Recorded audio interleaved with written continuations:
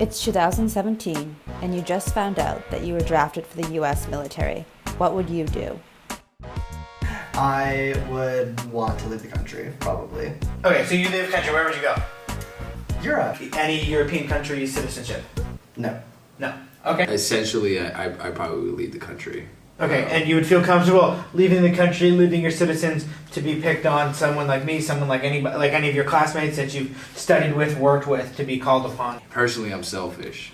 Combat like fucking terrifies me. I'd still rather sit in prison than like go fight. Okay. There also is the option of going to war in a non-combat position and still showing your support for your country. Mm-hmm. Yeah, still unfit. You're still unfit. So even I would do it, but I would not be happy about it. If non-combat, it was like me sitting behind a computer screen, like maneuvering a drone and like dropping a bomb or not, I still wouldn't. That wouldn't sit right with me and really like mess me up. So I don't think I could do that. even though your friends, your colleagues, your students, your fellow students are being called into war, you would still not participate. Well, when you phrase it that way, I would probably choose the non-combat. I'd have to think, like, what would I do if I were 20? Because that's who gets drafted, right? And I don't want to be offensive here, but in your age, not as a college student, if you were tomorrow or in January 27th, 2017, get a letter, what would you do?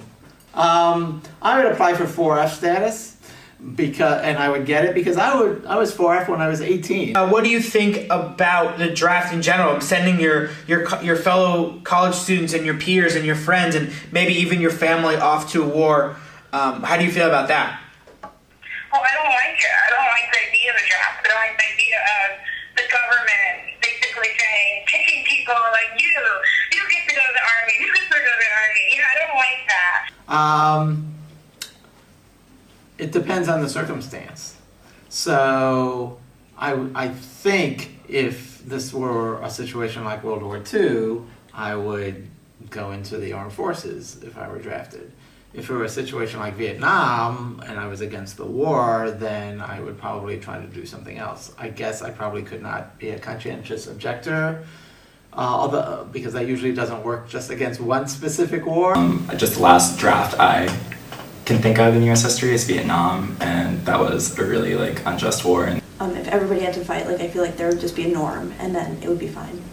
To tell me that I had no choice but to join the military doesn't seem all that fair to me.